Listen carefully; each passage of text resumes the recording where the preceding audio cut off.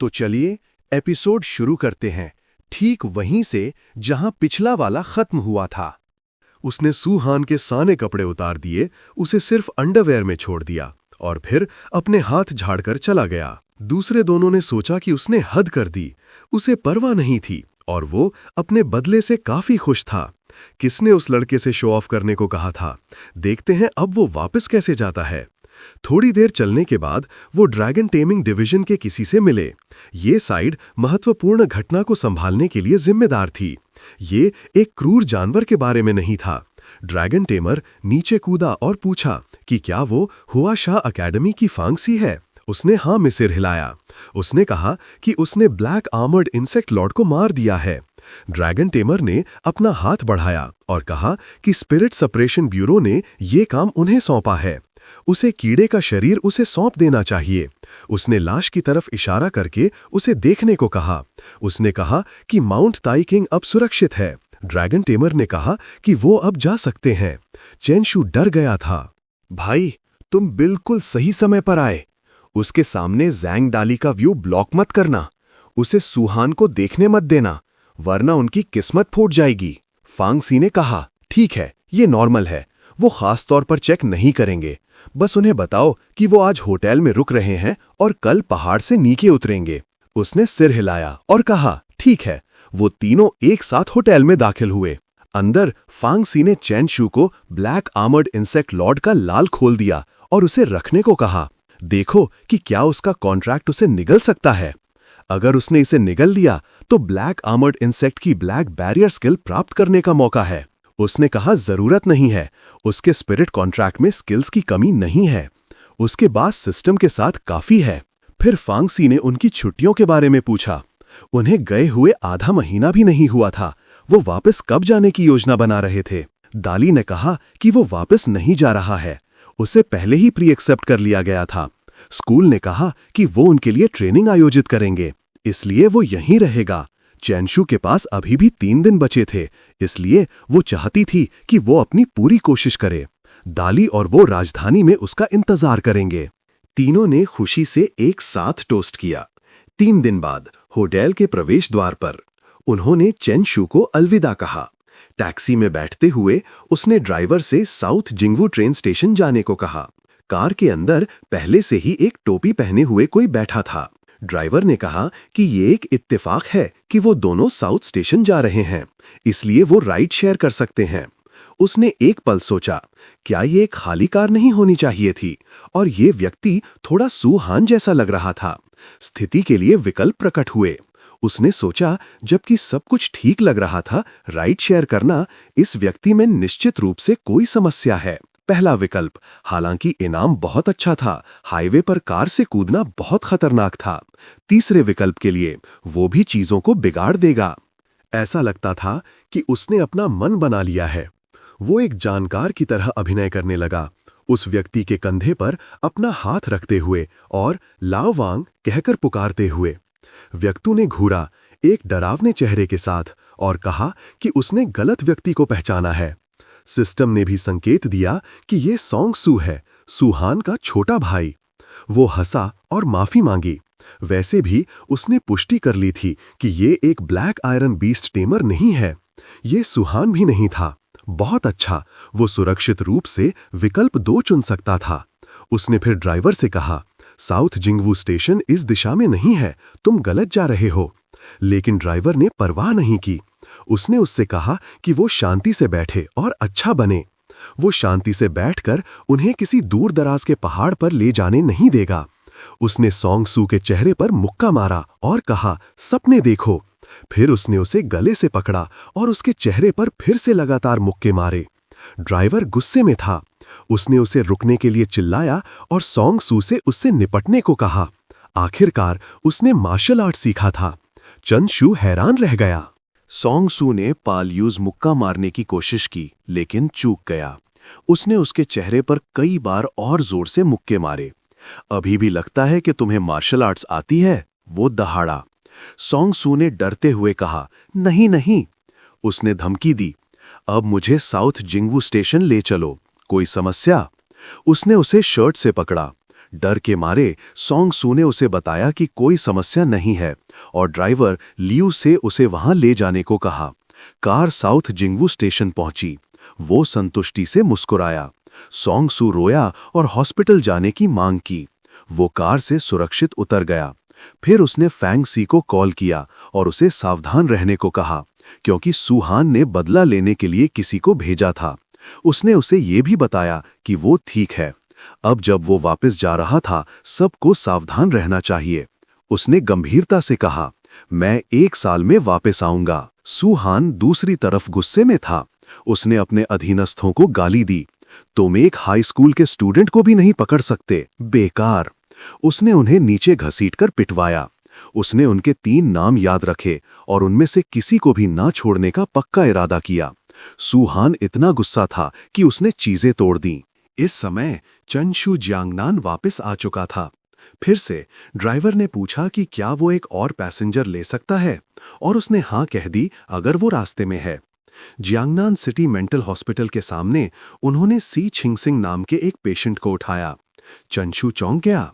अगर ये mental hospital था तो क्या वो व्यक्ति एक मानसिक रोगी नहीं होगा? जब सी छिंगसिंग कार में बैठा तो चंशु चौंक गया और पीछे हट गया। कार में माहौल चिंता से भरा हुआ था। चंशु ने कहा कि वो रिसर्च करने के लिए हॉस्पिटल जा रहा है। उसने बहुत मिलनसार मुस्कान भी दी। चंशु ने राहत महसूस की। रिसर्च? तो वो पेशेंट नहीं था। मैंने सोचा ही था, चंशु ने कहा। एक पेशेंट अकेले हॉस्पिटल से कैसे निकल सकता है? उसने युवा से बातचीत की। वो लगभग चंशु की उम्र का लग रहा था। अचानक वो पहले से ही रिसर्च कर रहा था। चंशु ने उससे पूछा कि वो किस तरह की रिसर्च कर रहा है। उसने कहा कि उस पर रिसर्च की जा रही है। चंशु चौंक गया। डर के मारे उसने तुरंत ड्राइवर से युवा को कार से उतारने के लिए कहा। युवा ने उसे गले लगा लिया। वो चिल्लाया और समझाया, कहते हुए कि वो एक स्टूडेंट है, बस छुट्टियों में पार्ट टाइम जॉब कर रहा है। चंशु ने उस पर विश्वास नहीं किया। पार्ट टाइम जॉब कर रहे हो, लेकिन तुम एक मानसिक रोगी हो। वो कार से उतरना चाहता था। ची सिंगसिंग रोया और उसे मनाने की कोशिश की कि वो बस कुछ पैसे कमाने के लिए पार्ट टाइम काम कर रहा है। ड्राइवर झल्लाकर ने आखिरकार उनके लिए कार रोक दी। चंशु ने कहा, हम आ गए, क्या तुम अब मुझे जाने दे सकते हो? वो गुस्सा था क्योंकि बच्चा उससे चिपका हुआ था। ची सिंगसिंग ने कहा, बिल्कुल, और उसे जाने दिया। तभी उसने अपना परिचय दिया, चाहते हुए कि वो परिचित हो जाएं। लेकिन चंशु ये अपनी जिंदगी में फिर कभी नहीं देखना चाहता था। उसने ऐसा कहा और चला गया। लेकिन सी सिंगसिंग रहस्यमयी था। उसने कहा कि वो भविष्य में निश्चित रूप से फिर मिलेंगे। चंशु घर जाकर निश्चिंत हो सकता है। चंशु के फोन पर एक नोटिफिकेशन आया। शी सुनान ने पूछा कि क्या वो कल फ्री है। उसने एक केस लिया था और चंशु की मदद चाहता था। चंशु ने पूछा कि काम क्या है, और शी सुनान ने कहा कि नानजांग में एक गबन करने वाले को पकड़ना है। चंशु को इसमें कोई दिलचस्पी नहीं थी और उसने उसे जेनलिंग ब्यूरो जाने को कहा। शी सुनान ने कहा कि फीस 5 लाख है। चंशु ने तुरंत अपना रवैया बदल लिया। उसने कहा कि वो अपनी जिंदगी में अपराधियों को देख नहीं सकता और उसे इसमें निश्चित रूप से मदद करनी है। उसने इतनी जल्दी अपना रंग बदला कि शी सुनान हैरान हो गया। उसने चंशु से कल सुबह 6 बजे पोक स्टॉल पर मिलने को कहा। उन्होंने इस पर सहमति जताई। आखिरकार वो कुछ पैसे कमा सकता था। अगली सुबह वो फिर से बेवकूफ बनने लगा। खिये सुनान के पीछे खड़ा होकर खिये सुनान ने पूछा कि क्या वो चीजें लाया है। उसने चंशु के सर पर मारा और पूछा कि वो कौन सा खेल खेल रहा है। उसने उसे मिशन डिटेल्स देखने को कहा। चंशु ने इसे खोला। मिशन का नाम था नंजियांग गबन करने वाले को पकड़ो। मिशन की कठिनाई, कोई मिशन विवरण नहीं। नंजियांग सिटी में नंजियांग गबन करने वाले को पकड़ो। मिशन इनाम 1 लाख NDT। मिशन की कठिनाई 1। नंजियांग गबन करने वाले के पास कोई पृष्ठभूमि जानकारी उपलब्ध नहीं है। उनका लिंग भी निर्धारित नहीं किया जा सकता। 2। वो सभी निगरानी से बचने के लिए एक बहुत अजीब तरीका इस्तेमाल करते हैं, शायद एक कॉन्ट्रैक्ट की शक्ति का इस्तेमाल करते हुए। 3। वो हर जुर्म के बाद घटना स्थल पर एक संदेश छोड़ते हैं, अमीरों से लो, गरीबों को दो। वो शायद शहर के पश्चिम में स्लम में रहने वालों को निशाना बना रहे हैं। चेन शू ने एक महत्वपूर्ण बात पर ध्यान दिया। गबन करने वाला शायद एक कॉन्ट्रैक्ट स्पिरिट की शक्ति का इस्तेमाल कर रहा था, जिसका मतलब था कि वो भी एक बीस्ट टेमर था। चेन शू ने पूछा कि क्या वो ये नहीं कर सकता। चेन शू ने कहा, ऐसा नहीं है, लेकिन चेन शू को पसीना आने लगा। चेन शू ने कहा कि उसे और पैसे चाहिए। दोनों ने एक दूसरे को देखा और फिर हाथ मिलाकर सौदा पक्का करने का फैसला किया। शहर के उत्तर में चेन शू ने पूछा कि क्या वो शहर के पश्चिम में स्लम में नहीं जा रहे हैं। शिए सुनान ने कहा कि जानकारी सही नहीं थी। उसके अंदर के स्रोत ने उसे चेतावनी दी थी कि वो उत्तर में है। वो समझ गया। फिर वो मुड़ा और शिए सुनान से पूछा कि वो इतने सारे मिशंस क्यों ले रहा है, क्या उसे पैसे की कमी है। शिए सुनान ने कहा कि स्कूल शुरू होने वाला है, वो कुछ अतिरिक्त जीवन यापन खर्च कमाना चाहता था। चेन शू ने उसके कंधे पर थपकी दी और कहा कि वो मेहनत कर रहा है। अपने बेटे का पालन पोषण करने के लिए पैसे कमाना आसान नहीं था। शिए सुनान ने उसे दफा हो जाने को कहा। चेन शू ने पूछा कि क्या उसे यकीन है कि ये वही जगह है। ये अब स्लम नहीं था, लेकिन ये इस तरह का अच्छा घर भी नहीं था। शिए सुनान ने जोर देकर कहा कि ये सही जगह है। उसने कहा कि चेन शू उसकी लड़ाई की क्षमता पर शक कर सकता है, लेकिन उसकी जांच क्षमता पर नहीं। चेन शू ने कहा कि वो अलग अलग होकर अंदर जाएंगे। दोनों एक इमारत की तरफ चले और एक सिक्योरिटी गार्ड ने उन्हें रोक लिया। सिक्योरिटी गार्ड ने कहा कि वो निवासी नहीं है और अंदर नहीं जा सकते। चेन शू ने दावा किया कि वो एक निवासी है। क्या गार्ड ने उसे नहीं पहचाना? वो बिल्डिंग 1 में अपार्टमेंट नंबर 2 का मालिक था। वो बस अपना एक्सेस कार्ड भूल गया था। गार्ड ने गुस्से से उन पर चालाकी करने का आरोप लगाया। यहाँ कोई बिल्डिंग 1 नहीं थी, उन्हें चले जाना चाहिए। दोनों ने शिए सुनान की तरफ मुड़कर पूछा कि उसका क्या करने का प्लान है। अगर उन्होंने लक्ष्य नहीं पकड़ा तो चेन शू उससे टैक्सी का किराया वसूल करेगा। चेन शू ने कहा, कोई जल्दी नहीं है, हमेशा कोई ना कोई रास्ता होता है। तभी कोई बाहर निकला, एक जाना पहचाना चेहरा। ऐसा लगता था कि उनके पास अंदर जाने का रास्ता था। चेन शू ने जोर से ची सिंग सिंग को पुकारा, जिस आदमी से वो कल मिला था, लेकिन उसे पागल कहकर संबोधित किया। ची सिंग सिंग ने उसे सलाम किया, पूछते हुए कि क्या वो इतनी सुबह अपने पिता को टहलने ले जा रहा है। अच्छा है, बहुत सारा चलना लाभदायक था। ये बुजुर्गों में डिमेंशिया को रोक सकता था। शिए सुनान गुस्से में था। वो ची सिंग सिंग पर हमला करने के लिए तैयार लग रहा था, लेकिन चेन शू ने उसे पीछे खींच लिया, उसे नानजियांग गबन मामले की याद दिलाते हुए। शिए सुनान शांत हो गया। चेन शू ने इमारत की तरफ इशारा किया और चेन शू से पूछा कि क्या वो वहां रहता है। ची सिंग सिंग ने कहा कि उसके रिश्तेदार वहां रहते हैं। दोनों आदमी हंस पड़े। 10 मिनट बाद ची सिंग सिंग की बदौलत वो अंदर थे। ची सिंग सिंग ने पूछा कि क्या वो सच में यहां एक अपराधी को पकड़ने आए हैं। चेन शू ने कहा, बिल्कुल। न्याय का समर्थन करना और बुराई की निंदा करना उनका स्वभाव है। उसने शी सुनान से पूछा कि किस तरफ जाना है। शी सुनान ने एक दिशा में इशारा किया और कहा, इस तरफ। तीनों एक दरवाजे के बाहर खड़े होकर सुन रहे थे। ची सुनान ने चेन शू से कहा कि वो अंदर के व्यक्ति को दरवाजा खोलने के लिए धोखा दे। चेन शू ने खटखटाया और अपना परिचय मेंटेनेंस सर्विस से होने का दिया। उसे वाटर मीटर चेक करना था। अंदर से एक आवाज आई। चिंता होने लगी कि उन्हें पकड़ लिया गया है। उसने स्लिम को पुकारा और कोलिजन स्किल एक्टिवेट की। दरवाजा खुला और स्लिम अंदर घुस गया। चेन शू अंदर घुसने ही वाला था कि शिए सुनान ने उसे रोक दिया। उसे इंतजार करने और उसे पहले जाने देने को कहा। उसका पिंक कॉन्ट्रैक्ट जांच कर सकता था, नहीं कर सकता था? शिए सुनान ने कहा, बिल्कुल। उसने इसे पहले क्यों नहीं इस्तेमाल किया? चेन शू को दरवाजा तोड़ना पड़ा। उसने गुस्से से शिए सुनान का गला पकड़ लिया।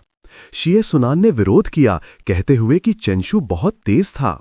उसने चेन शू से रुकने को कहा, उसके पास जांच के परिणाम थे। लक्ष्य खिड़की से भाग गया था। वो किस बात का इंतजार कर रहे थे? चेन शू ने उन्हें जल्दी करने और उसके पीछे भागने को कहा। ची सिंग सिंग ने कहा कि पैदल पीछा करना बहुत धीमा है, उन्हें उसके पक्षी पर सवार होना चाहिए। उसका कॉन्ट्रैक्ट स्पिरिट एक सुंदर नीला पक्षी था, एक ग्रेड ए थंडरबर्ड। क्या आजकल प्रतिभाशाली इतने आम हो गए हैं कि एक पागल के पास भी ए रैंक का कॉन्ट्रैक्ट स्पिरिट है?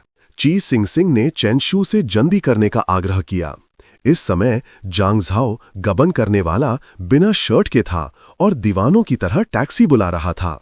उसे खुशी हुई कि वो जल्दी से भाग गया, सोचते हुए कि वरना वो फंस जाता। उसे क्या पता था कि वो पहले से ही उसे पकड़ने के लिए थंडरबर्ड पर सवार थे। फिर चेंशू ने जांग झाओ को सलाम किया। जांग झाओ ने उसे स्पिरिट एनफोर्समेंट ब्यूरो से किसी के रूप में पहचाना। तुम कौन हो जो मेरा रास्ता रोक रहे हो? जांग झाओ ने मांग की। उसका कॉन्ट्रैक्टेड स्पिरिट बीस्ट एक काला चूहा प्रकट हुआ। चेंशू ने शिए सुनान को आगे खींच लिया। तुम अब अपना कॉन्ट्रैक्टेड स्पिरिट छोड़ सकते हो। लेकिन जी सुनान ने कहा कि उसके थंडरबर्ड में कोई लड़ाई की क्षमता नहीं है। रैंक का कॉन्ट्रैक्टेड स्पिरिट, और तुम कहते हो कि उसमें कोई लड़ाई की क्षमता नहीं है? चेंशू ने हैरानी से कहा। जी सुनान ने समझाया कि उसके थंडरबर्ड में एक म्यूटेशन था। उसकी जन्मजात स्किल बिजली की गति थी जो सिर्फ भागने के लिए उपयोगी थी, और जी सुनान का कॉन्ट्रैक्टेड स्पिरिट सिर्फ जांच के लिए था। चेंशू को मामला अपने हाथों में लेना पड़ा। उसने एक सीमेंट का बैग निकाला और जी सुनान से थंडरबर्ड को नीचे उड़ाने को कहा। फिर वो स्लिम के साथ नीचे कूदा और सीमेंट का बैग जियांग जाओ पर फेंक दिया। स्लिम का काम चूहे को काबू करना था। जियांग जाओ को पकड़ लिया गया। डायरेक्टर वैंग उसे गिरफ्तार करने के लिए स्पिरिट इन्फोर्समेंट ब्यूरो के साथ पहुंचे। डायरेक्टर वैंग ने पूछा, क्या तुम जियांग नान से गबन करने वाले हो? चेंशू ने पुष्टि की, बिल्कुल सही। डायरेक्टर वांग ने उनकी प्रशंसा की, कहते हुए कि नानजांग सिटी भाग्यशाली है कि उनके पास वो हैं। जियांग जाओ को एक गाड़ी में ले जाया गया। शी सुनान ने कहा कि वो डायरेक्टर वांग से बात करना चाहता है। डायरेक्टर ने पीछे मुड़कर चेंशू से कहा, मैं समझ गया। चेंशू ने अपनी उंगलियां चटकाई, कहते हुए, समझ गया। वो सी सिंह सिंह की तरफ मुड़ा और पूछा, तुम आज रात डिनर में क्या खा रहे हो? सी सिंह उलझन में था, अभी तो दोपहर भी नहीं हुई है। एक पल बाद शी सुनान वापस आया। सी सिंह ने पूछा, डायरेक्टर वांग कहाँ हैं? शी सिंह ने जवाब दिया, वो अपराधी से पूछताछ करने वापस गए हैं। सी सिंह हैरान था। चेंशू ने अचानक सी शिंगसिंग का हाथ मिलाया। तुम एक सच्चे स्थानीय नायक हो। तुम्हारी बदौलत हम अपराधी को पकड़ पाए। जियांग नान की स्थिरता तुम जैसे लोगों पर निर्भर करती है, हीरोची। जियांग नान में अभी भी बहुत सारे अपराधी हैं। लोगों को तुम्हारी जरूरत है। कल से नहीं, इसी पल से हीरोची अपने इलाके में गश्त लगाओ। अपराधियों को पकड़ना तुम्हारा मिशन है। न्याय तुम्हारे कदमों में है। तुम कर सकते हो। चेंशू और शिए सुनान में सी शिंगसिंग के कंधे पर थपकी दी और उसे जाने का आग्रह किया। शिंगसिंग को उनके बारे में कुछ गड़बड़ लगी। क्या तुम मुझसे छुटकारा पाने की कोशिश कर रहे हो ताकि तुम सारा इनाम खुद रख सको? चेंशिंग ने पूछा। इस बात से चौंक कर कि वो इतना बेवकूफ नहीं था जितना उन्होंने सोचा था, शिए सुनान ने इनकार किया। बिल्कुल नहीं, हम इनाम अपने लिए कैसे रख सकते हैं? उसने शिंगसिंग को 500 एनडीटी दिए, कहते हुए कि ये उसका हिस्सा है। शिंगसिंग ने संदेह से शिंगसिंग को देखा, लेकिन पैसे ले लिए। उसने खुशी से कहा, वाह, एक अपराधी को पकड़ने से इतना अच्छा पैसा मिलता है। वो सच में एक बेवकूफ है। चेंशू और शिए सुनान में राहत की सांस ली। उस रात दोनों अपना इनाम लेने के लिए तैयार हुए। अच्छा हुआ हमने ची सिंगसिंग से छुटकारा पा लिया, चेंशू ने कहा, वरना हमें पैसे 3 हिस्सों में बांटने पड़ते। उसने हिसाब लगाया, जबकि लाओ ता ने ची सिंगसिंग को 500 युआन दिए। मेरा हिस्सा 49,500 युआन है। इसमें कोई समस्या नहीं है, है ना? शे सुनान सहमत हो गया। वो अलग हो गए और चेंशू ने उसे अलविदा कहा। तभी शे सुनान को एहसास हुआ कि 500 एनटीटी उसके हिस्से से आए थे। वो चिल्लाया, तुमने मुझे धोखा दिया। 3 दिन बाद 2 महीने की गर्मी की छुट्टियों के बाद स्कूल फिर से शुरू हो गया। कई क्लासमेट्स ने चेंशू को ब्रदर बी कहकर सलाम किया। लियू बांग ने अपना परिचय चेंशू से कराया। चेंशू ने अपनी 5वें साल की 20 टेमिंग क्लास में सबको विनम्रता से नमस्ते किया। स्पेशल क्लास में होना बहुत अच्छा लग रहा था, सबका स्वागत था। लेकिन अब उसे अचानक पेट में दर्द होने लगा। वो सुबह अपना काम करना भूल गया था। टीचर रोल कॉल ले रही थी। जब उसे बुलाया गया तो उसने रेस्टरूम देखा और अंदर भाग गया। टीचर को समझ नहीं आया कि बच्चा इतनी जल्दी में क्यों भाग गया। वो हालांकि राहत पाकर खुश था। जैसे ही वो उठने वाला था, उसने अगले स्टॉल से एक हाथ बढ़ते हुए देखा।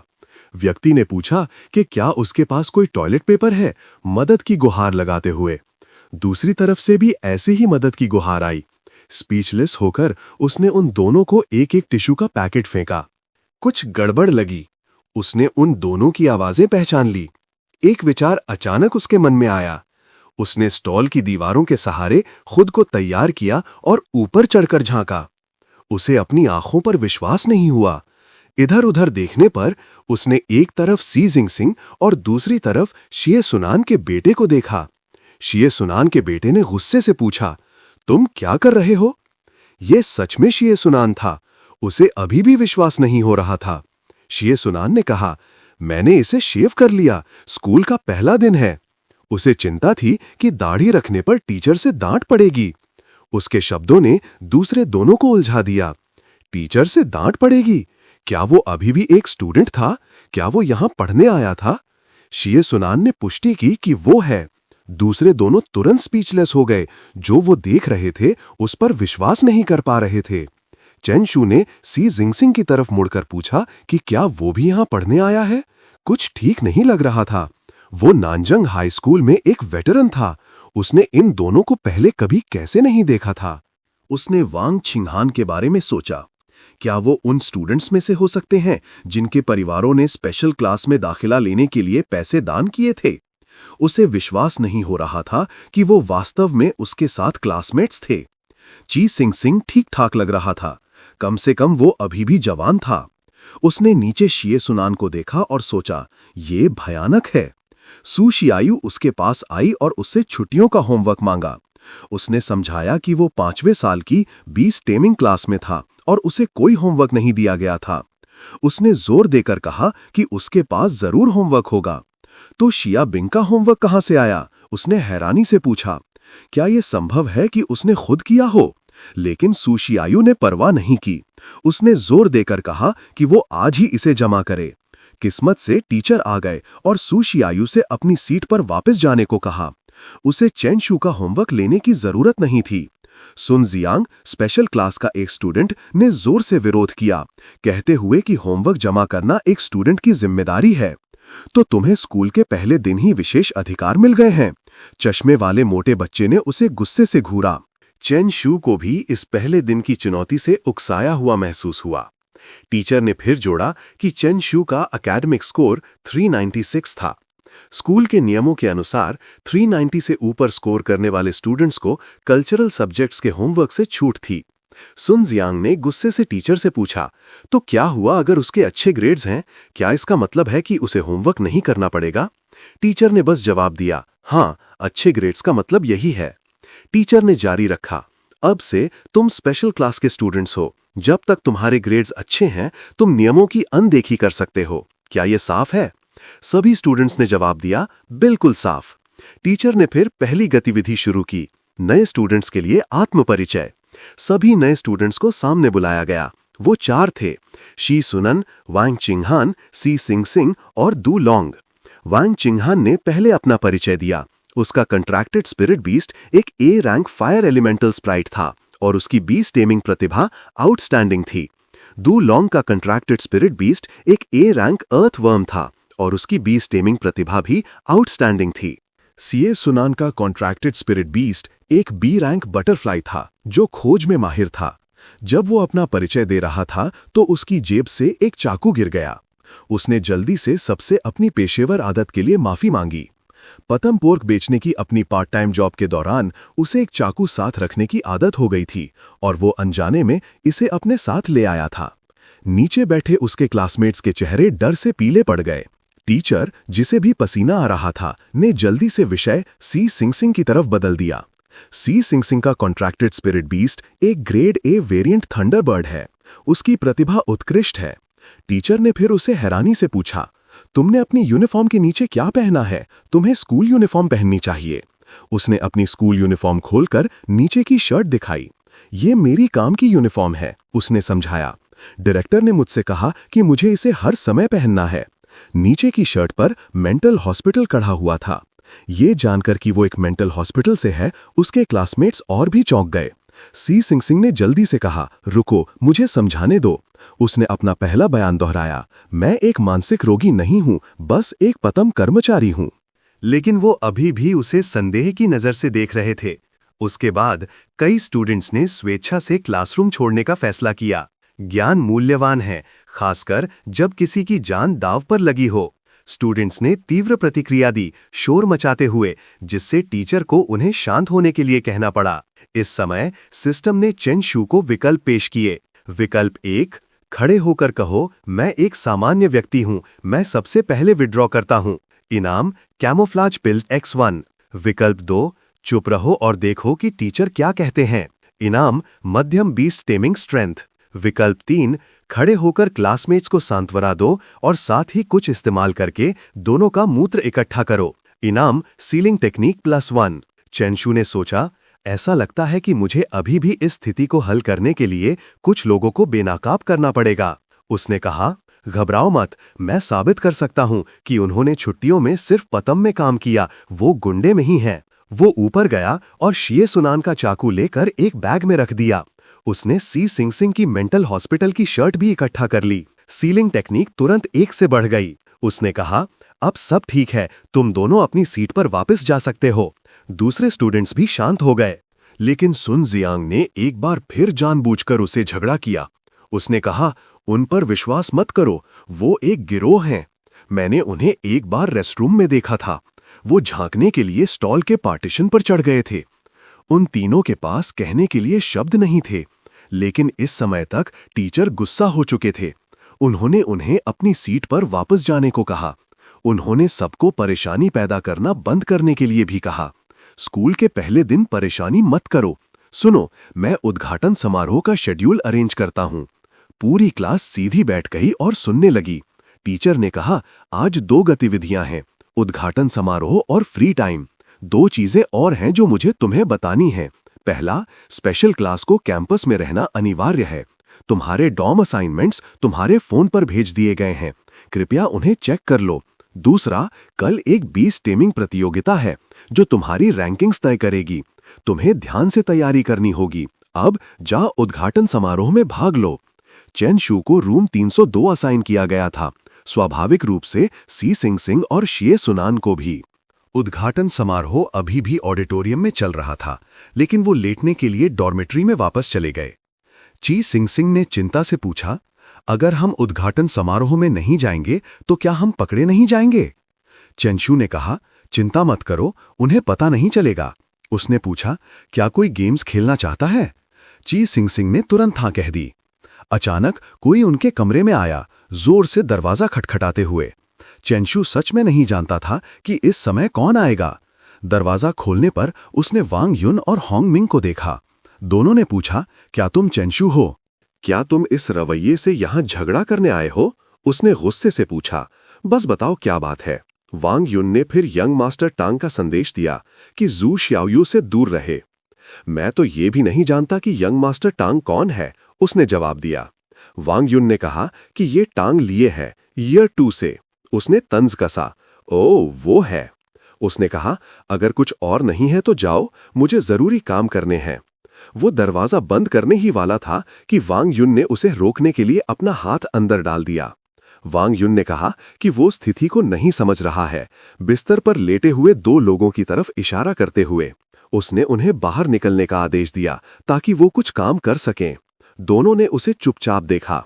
उसने कोमलता से कहा, क्या आप दोनों एक पल के लिए बाहर जा सकते हैं? वो मुझसे कुछ बात करना चाहते हैं। तो दोनों बाहर चले गए और प्राइवेसी के लिए दरवाजा बंद कर दिया। लेकिन वो बिस्तर के पास गया और कुछ उठाया। बाहर खड़े दोनों उलझन में थे। होंग मिंग ने उसका कंधा पकड़ा और कहा, तुम बहुत अहंकारी हो रहे हो। उसने बिस्तर के नीचे से शिए सुनान का सुअर मारने वाला चाकू निकाला और उसे होंग मिंग की तरफ घुमाया।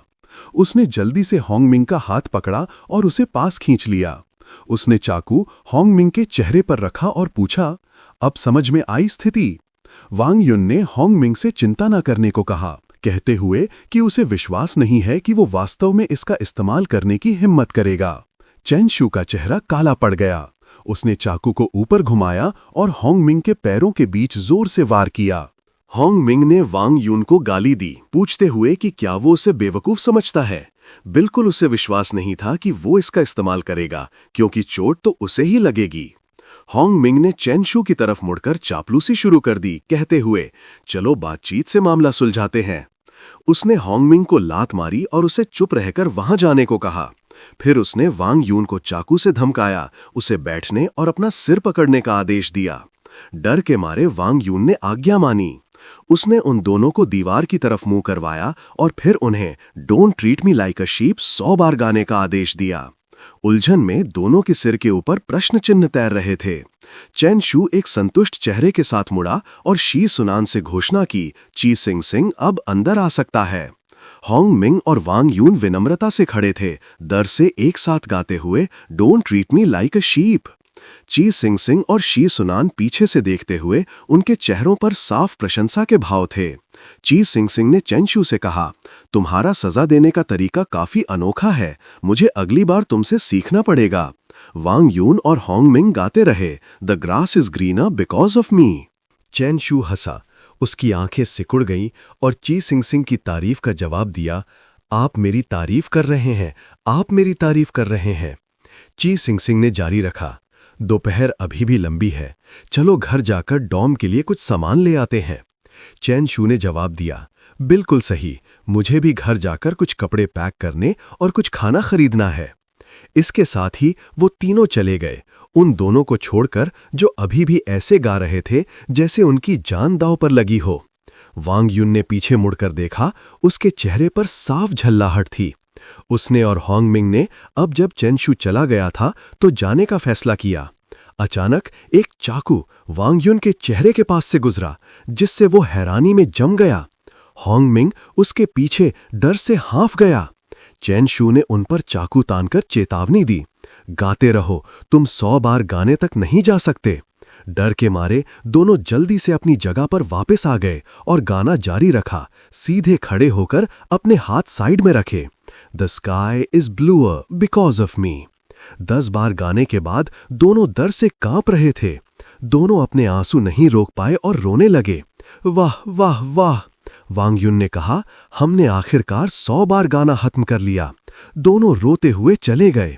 अपने डॉर्म रूम में वापस तांग ली एक कुर्सी पर बैठा था, अपने पैर घुटनों पर रखे हुए, और शांति से पूछा, तो क्या तुमने उस लड़के को सबक सिखाया? होंग मिंग और वांग यून चुप रहे, नहीं जानते थे कि अभी जो हुआ उसके बाद क्या कहें।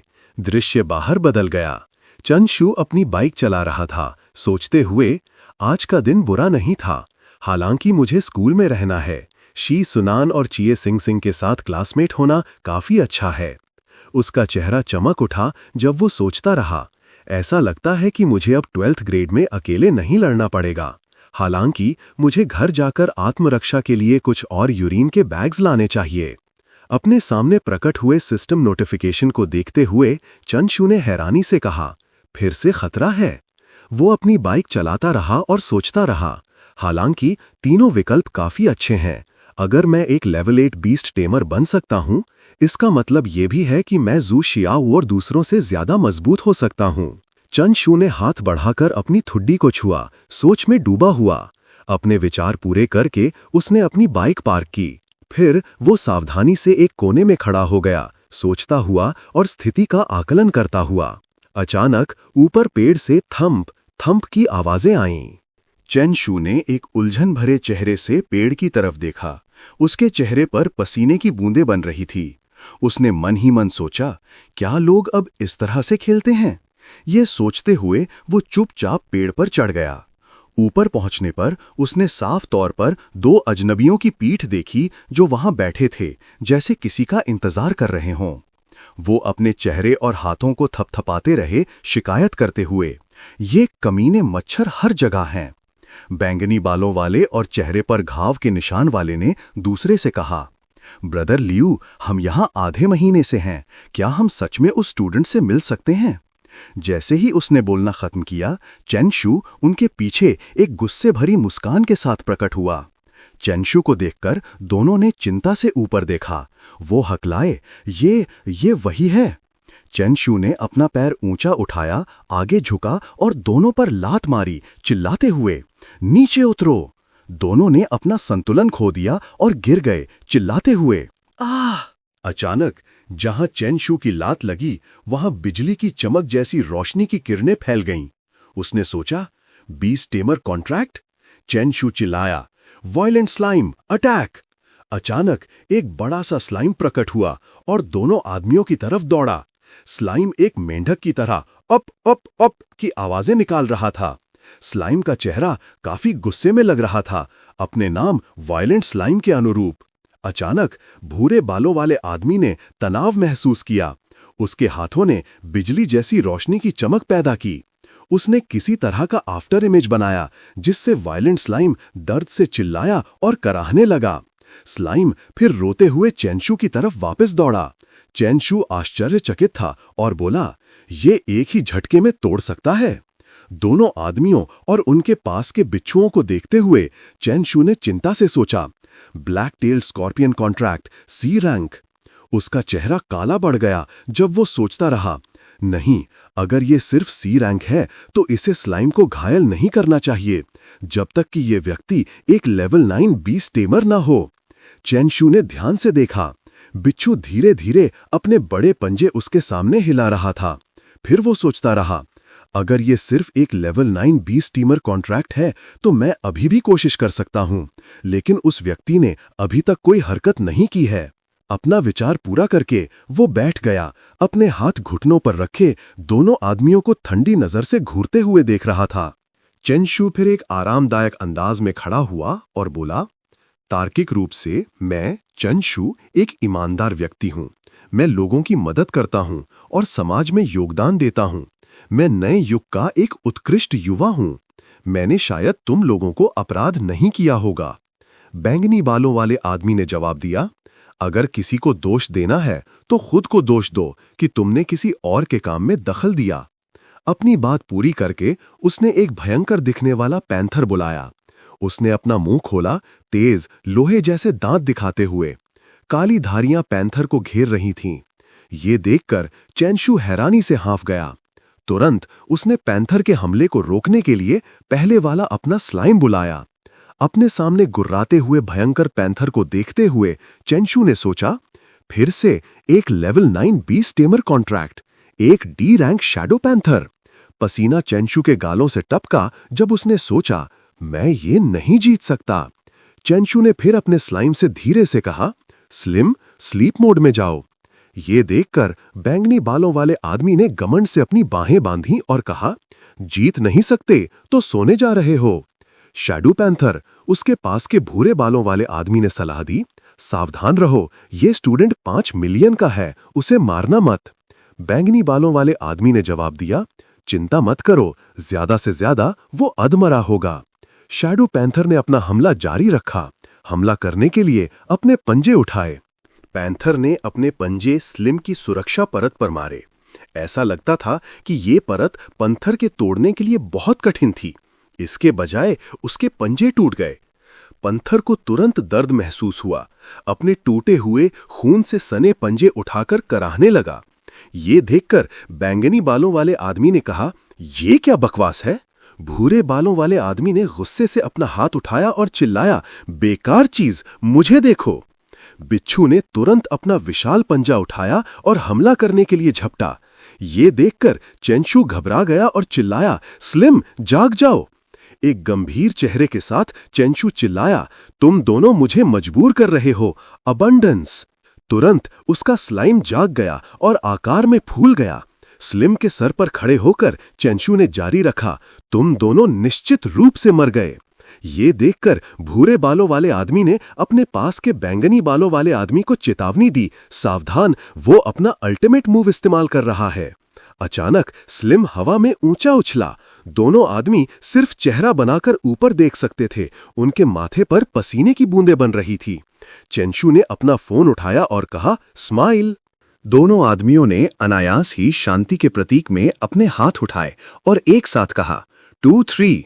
चेंशू ने जवाब दिया, सहयोग करने के लिए धन्यवाद, बाद में मिलते हैं। उसने अपना हाथ उठाया और अलविदा कहा। भूरे बालों वाले आदमी ने गुस्से से गाली दी, कसम से उसने हमारी तस्वीर ले ली, क्या होगा अगर उसने पुलिस को रिपोर्ट कर दी। बैंगनी बालों वाला आदमी शांत रहा। उसने कहा, वो बच्चा बहुत नीच है। उसने कहा कि वो लड़ना चाहता है लेकिन वो भाग गया। सामान पैक करो, हम जा रहे हैं। दृश्य एक भीड़ भाड़ वाले इलाके में बदल गया जहां लोग आ जा रहे थे। एक जोड़ी पैर तेजी से दौड़ते हुए दिखाई दिए। ये चिनशू था। हांफते हुए वो झुका, हाथ जांघों पर रखे। आखिरकार बच गया। उसने तुरंत अपना फोन निकाला और कॉल किया। अंकल वांग, किसी ने मुझे मारने की कोशिश की। मैं आपको उनकी तस्वीर भेज दूंगा, कृपया देखिए वो कौन है। चिनशू फर्श पर बैठ गया, ठुड्डी हाथ पर रखे सोच में डूबा हुआ। अचानक उसका फोन बजा। ये वांग कुई का कॉल था, उस मामले के बारे में जिसे चिनशू ने उसे जांचने के लिए कहा था। चिनशू ने जल्दी से जवाब दिया, अंकल क्या आपको कुछ पता चला? वांग कुई ने शांति से जवाब दिया, हाँ पता चला। वो इस साल स्पिरिट ब्यूरो की लिस्ट में वांटेड क्रिमिनल्स हैं। वो रडार से बाहर थे। मुझे उम्मीद नहीं थी कि वो नानजांग सिटी में दिखेंगे। चिंता मत करो, मैं जांच करूंगा। अपने कंप्यूटर स्क्रीन पर दोनों आदमियों की तस्वीरों को देखते हुए वांग कुई ने जारी रखा, मेरे अपडेट का इंतजार करो। ये सुनकर चिनशू ने राहत की सांस ली। ओके, उसने जवाब दिया। कॉल खत्म होने के बाद चिनशू ने मन ही मन सोचा, उनकी खबर का इंतजार करने में शायद थोड़ा समय लगेगा। मैं पहले स्कूल वापस जाता हूं। फैसला करके उसने टैक्सी बुलाने के लिए हाथ उठाया। वो एक पीली टैक्सी में बैठा और स्कूल वापस आ गया। दृश्य स्कूल के डॉर्मेट्री एरिया में बदल गया। रात हो चुकी थी और चांदनी खिड़कियों से अंदर आ रही थी। डॉर्मेट्री के अंदर एक कमरे में चिनशू अपने बिस्तर पर लेटा हुआ था। उसके चेहरे पर एक सोचने वाला भाव था। उसने सोचा, कोई मुझे मारने के लिए पैसे क्यों देगा? अपनी ठुड्डी को हाथ पर टिकाते हुए वो अनुमान लगाता रहा, हालांकि मैंने बहुत से लोगों को अपराध किया है, लेकिन कौन मेरी जान लेने के लिए 5 मिलियन खर्च करेगा? मैंने किसके हितों में दखल दिया है? 1 मिनट, हितों? अपने तर्क के इस बिंदु पर उसे कुछ एहसास हुआ था। उसका चेहरा अचानक चिंतित हो गया। क्या ये डाली फार्मास्यूटिकल्स कंपनी हो सकती है? चिनशू ने याद किया कि कैसे उसने ब्लैक मार्केट पर डाली की दवाओं की कीमत को काफी कम कर दिया था। उसने वास्तव में किसी के लाभदायक व्यवसाय में कटौती की थी। वो फार्मास्यूटिकल कंपनीज निश्चित रूप से मुझे खत्म करने के लिए 5 मिलियन अफोर्ड कर सकती हैं। क्या ये वो हो सकते हैं? उसने अपने चचा के बारे में सोचा और सोचता रहा, मुझे अंकल झुओ से पूछना पड़ेगा। जैसे ही उसने ये विचार पूरा किया, ची सिंगसिंग और शे सुनान अजीब धारीदार शर्ट पहने हुए अंदर आए। उन्हें देखकर चिनशू का चेहरा काला पड़ गया। उसने अपनी आंखें सिकोड़ी और हकलाया, क्या तुम कह रहे हो हम मानसिक रोगी की यूनिफॉर्म पजामा के रूप में पहन सकते हैं? ची सिंगसिंग एक खुश चेहरे के साथ ने चिनशू को उसके जैसी एक शर्ट दी और कहा, यह पजामा बहुत आरामदायक है। इसका मटेरियल, जिस तरह से ये बनाए गए हैं, इससे पहले कि वो पूरा कर पाता, चिनशू ने साफ साफ जवाब दिया, दफा हो जाओ। उसने अपनी बाहें बांधी और ठंड से घोषणा की, भले ही मैं ठंड से मर जाऊं, मैं उन कपड़ों को पहनने के बजाय नंगा रहना पसंद करूंगा। शे सुनान हंसा, लेकिन उसके हाथ में एक बड़ा तेज चाकू था। उसने फिर कहा, क्या तुम्हें यकीन है कि तुम इसे ट्राई नहीं करना चाहते? ये देखकर चिनशू को अपनी रीढ़ की हड्डी में एक ठंडक महसूस हुई। उसका चेहरा पसीने से भरा हुआ था और उसने अपना सर खुजलाया, लेकिन कुछ नहीं कहा। 5 मिनट बाद चिनशू सी सिंगसिंग द्वारा लाई गई शर्ट पहनकर बाहर निकला। एक चमकते चेहरे के साथ उसने कहा, ये कपड़े बहुत आरामदायक हैं। दृश्य अगली सुबह में बदल गया। बी स्टेमिंग सेंटर में आसमान नीला और बादल सफेद थे। स्टूडेंट्स लाइन में खड़े थे। ओल्ड ली ने घोषणा की, आज क्लास लेवल की बी स्टेमिंग प्रतियोगिता है, क्या तुम तैयार हो? स्टूडेंट्स ने एक साथ जवाब दिया, तैयार हैं। लेकिन कुछ गड़बड़ लग रही थी। ओल्ड ली ने अपनी ठुड्डी पर हाथ फेरा और कहा, हम 3 लोगों को मिस कर रहे हैं। ऐसा लगता है कि चिनशू, शिए सुनान और सी सिंगसिंग अनुपस्थित हैं। ओल्ड ली ने फिर अपना हाथ उठाया और स्टूडेंट से कहा, कृपया एक पल इंतजार करें, कुछ लोग अभी तक नहीं आए हैं। दृश्य डॉर्मेट्री एरिया रूम 302 में शिफ्ट हो गया, जहां चिनशू, शी सिंगसिंग और शिए सुनान अंदर थे। तीनों अभी भी गहरी नींद में सो रहे थे, बाहर की दुनिया से बिल्कुल बेखबर। अचानक एक गहरे नीले निशान वाला सांप चुपचाप उनकी तरफ सरका। सांप चिनशू पर चढ़ गया। उसने नींद में उसे छुआ, बड़बड़ाते हुए, जिंग जिंग, परेशान करना बंद करो। अचानक वो एक चौंके हुए चेहरे के साथ जाग गया। कुछ ठीक नहीं है।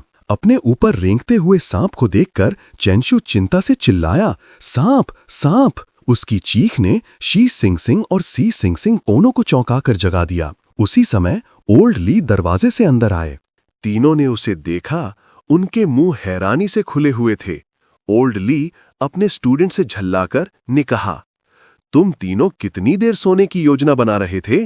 दृश्य बीस्ट टेमिंग सेंटर में शिफ्ट हो गया। चेन शू अभी भी पहले की घटना के बारे में गुस्से में था।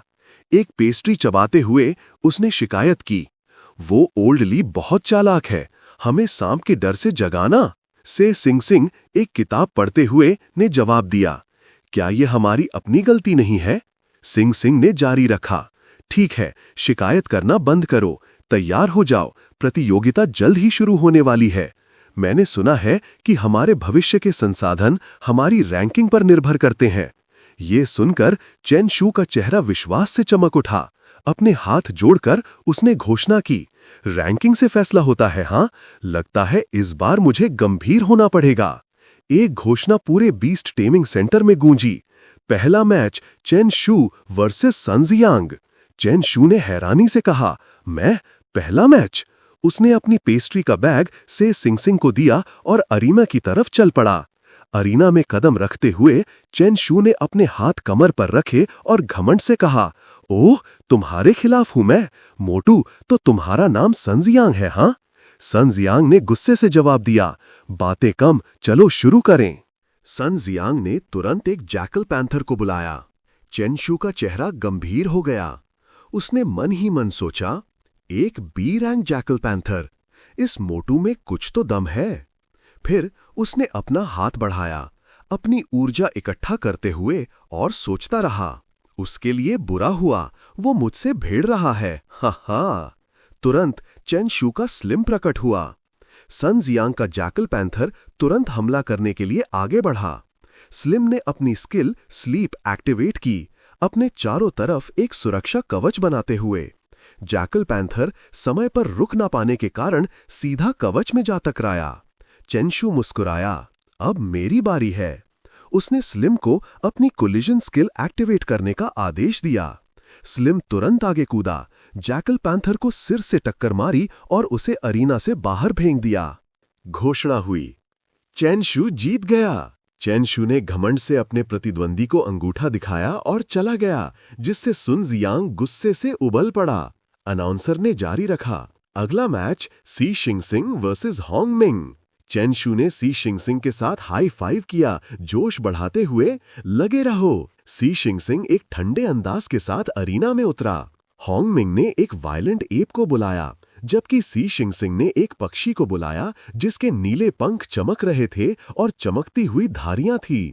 क्सू शाओयू साइड से देखते हुए स्थिति का आकलन किया। एक जमीनी कॉन्ट्रैक्ट वर्सेस एक हवाई कॉन्ट्रैक्ट में एक स्वाभाविक नुकसान होता है।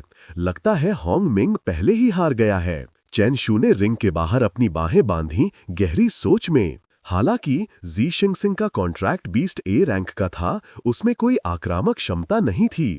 जी शिंगसिंग आखिर कैसे जीत सकता था? अचानक जी शिंगसिंग के कॉन्ट्रैक्ट बीस्ट ने अपना मुंह खोला, ऊर्जा इकट्ठा करते हुए। उसने फिर होंग मिंग के वायलेंट एप की तरफ कुछ फेंका। चेन शू ने सोचा, मैं समझ गया, जी शिंगसिंग एक डायवर्जनरी टैक्टिक का इस्तेमाल करने जा रहा है। जी शिंगसिंग अरीना से परम विश्वास के साथ देख रहा था।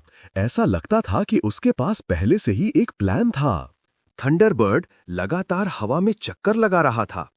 चेन शू ने अपनी ठुड्डी पर हाथ फेरा, अनुमान लगाते हुए, ये वायलेंट एप का बचाव है। इसके बाद ये दीवानों की तरह हमला करेगा। जी सिंग सिंग का चेहरा गंभीर था, जैसे कुछ गणना कर रहा हो।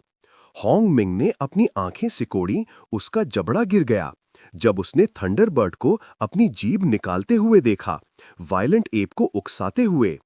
थंडरबर्ड लगातार आगे पीछे उड़ता रहा, वायलेंट एप को चिढ़ाते हुए, जिससे वो और भी गुस्सा हो गया।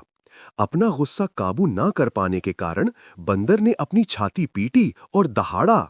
फिर वो हवा में थंडरबर्ड के पीछे भागा। देखने वाले स्टूडेंट्स हैरान थे, कहते हुए, हे भगवान, ये किस तरह की टैक्टिक है? स्थिति का आकलन करते हुए होंग मिंग ने मन ही मन सोचा, वो वायलेंट एप को अरीना से बाहर निकलवाने की कोशिश कर रहा है। ये समझते हुए वो चिल्लाया, वायलेंट एप को पीछा करना बंद करने का आदेश देते हुए। जी जिंगसिंग हाथ जेब में डाले घमंड से बोला, तुम्हें लगता है कि तुम जब चाहो तब रुके रह सकते हो? जैसे ही उसने बोलना खत्म किया, उसने पुकारा, थंडरबर्ड। तुरंत थंडरबर्ड नीचे उड़ा और वायलेंट एप का सर अपने पंजों से पकड़ लिया। अचानक एक फिट की आवाज आई। ऐसा लगता था कि थंडरबर्ड ने वायलेंट एप को एक स्टिंग बॉम्ब दिया था, जिससे उसे तोहफे का पूरा असर झेलना पड़ा। स्थिति को देखते हुए होंगमिंग का चेहरा तनावपूर्ण था। उसने कहा, अच्छा नहीं है। थंडरबर्ड उड़ गया, जिससे बंदर के पास गुस्से में जलने के अलावा कुछ नहीं बचा। प्रतिकूल स्थिति को देखते हुए होंगमिंग सिर्फ अपने बंदर को स्थिर रहने का आदेश दे सका। थंडरबर्ड लगातार नीचे उड़ता रहा, फिर दिशा बदल दी, जिससे बंदर अपना संतुलन खो बैठा। वो जमीन पर गिर गया और इस तरह जी जिंगसिंग जीत गया। आसपास सभी लोग आंखें फाड़े और मुंह खोले हैरानी में थे। वो ऐसे जीत गया? होंगमिंग ने गुस्से से गाली दी, कसम से, गंदी चालें। जी सिंग ने विश्वास से जवाब दिया, जंग में सब जायज है। चेन शू ने जी सिंग के साथ हाईफाई किया, उसकी प्रशंसा करते हुए, बहुत अच्छे भाई, तुम में हिम्मत है। जी सिंग हंसा, बिल्कुल। अगले मैच की घोषणा हुई, ये सुनान वर्सेस वांग युन। अचानक एक जोड़ी पैर उन तीनों के पास आए। ये वांग युन था। उसका चेहरा गुस्से से भरा हुआ था जब उसने घोषणा की, इस बार मैं आखिरकार अपना बदला ले सकता हूं। चेन शू ने जी सिंग के कंधे पर थपकी दी और कहा, तुम जी सिंग जैसे नहीं हो। तुम्हारा कॉन्ट्रैक्ट स्पिरिट इन्वेस्टिगेटिव है, वो लड़ाई में भाग नहीं ले सकता। शी सिंग ने मुड़कर जवाब दिया, चिंता मत करो, अगर मैं नहीं जीत सका तो मैं हार मान लूंगा, कोई नुकसान नहीं होगा। चेन शू ने जवाब दिया, ठीक है, सावधान रहना। शी सिंग अरीना में उतरा, उसकी आंखें सिकुड़ी हुई, अपने प्रतिद्वंदी पर केंद्रित। वांग युन ने भी वही किया, चुपचाप सिर्फ शी सिंग तो घूरता रहा। अरीना में तनाव भर गया। वांग युन पहले बोलने वाला था। उसने अपना हाथ उठाया, अपनी शक्ति इकट्ठा करते हुए, और घोषणा की, टाइम पास बंद करो, अपने स्पिरिट पैक्ट बीस्ट को बुलाओ। तुरंत एक तेज दांतों वाला मगरमच्छ प्रकट हुआ। चेन शू साइड से देखते हुए हैरानी से सोचा, स्पेशल क्लास बी के स्पिरिट पैक्ट बीस्ट्स सच में सभी अनोखे हैं। सीए सुनान का चेहरा शांत बना रहा, वो चिंतित या डरा हुआ नहीं लग रहा था। वांग ह्युन दूसरी तरफ एक विश्वास भरा चेहरा पहने हुए था, पहले से ही जीत महसूस कर रहा था। सीए सुनान ने अपना हाथ उठाया और अपने स्पिरिट पैक्ट बीस्ट को बुलाया। एक छोटा चमकता हुआ गुलाबी प्राणी धीरे धीरे बाहर तैरने लगा। वांग युन का स्पिरिट पैक्ट बीस्ट दहाड़ा, फिर अपनी पूंछ को जोर से सीए सुनान के बीस्ट पर दे मारा। सीए सुनान के स्पिरिट पैक्ट बीस्ट ने खून थूका और जमीन पर गिर पड़ा। चेन शू और सी सिंग इस दृश्य से चौंक गए। चेन शू चिंता से चिल्लाया, शीये सुनान, लड़ना बंद करो। वांग युन शीये सुनान को चिढ़ाता रहा, कहते हुए, इतना कमजोर? मुझे नहीं पता स्कूल ने क्या सोचकर तुम्हें स्पेशल क्लास में डाला। क्या उन्हें बेइज्जती का डर नहीं है? शीये सुनान चुप रहा, कोई जवाब नहीं दिया। सीख सिंग गुस्से में बड़बड़ाया, कसम से, वो कमीना ऐसे कैसे बोल सकता है?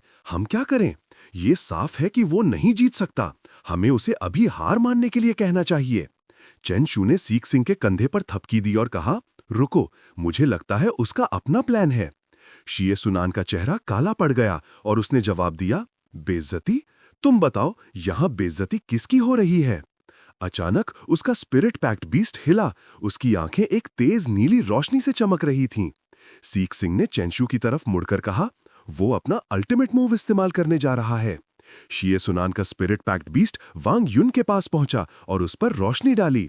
चेंशू ने उत्साह से कहा, ये तो रोशनी की किरण है। दूसरे स्टूडेंट्स हंसने लगे और वांग युन का मजाक उड़ाने लगे। हे भगवान, ये किस तरह की स्किल है? नीली रोशनी इतनी तेज है, मैं तो अपनी आंखें भी नहीं खोल पा रहा हूं। वांग युन, तुम तो पूरे हरे हो गए हो। कोई मुझे बताओ कि क्या वांग युन सच में हरा है?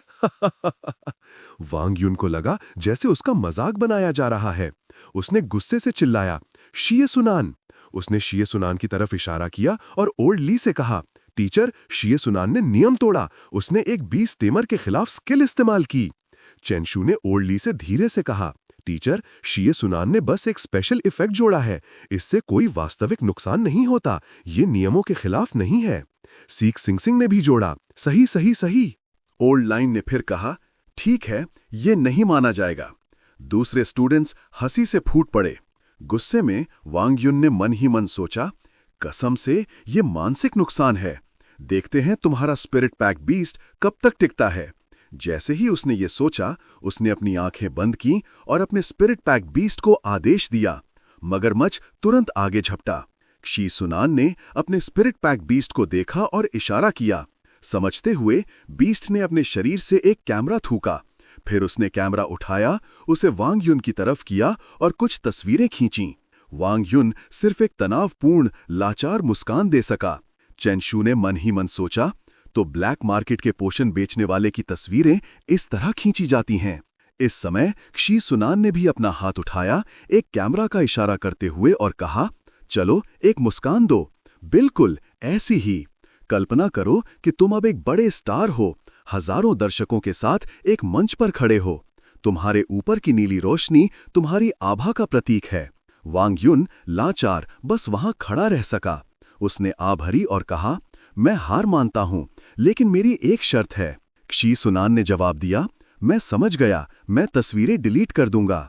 घोषणा हुई, शी सुनान जीत गया। आसपास सभी लोग हैरान थे और सोचने लगे, तो लड़ने का मतलब हमेशा लड़ाई की शक्ति नहीं होता।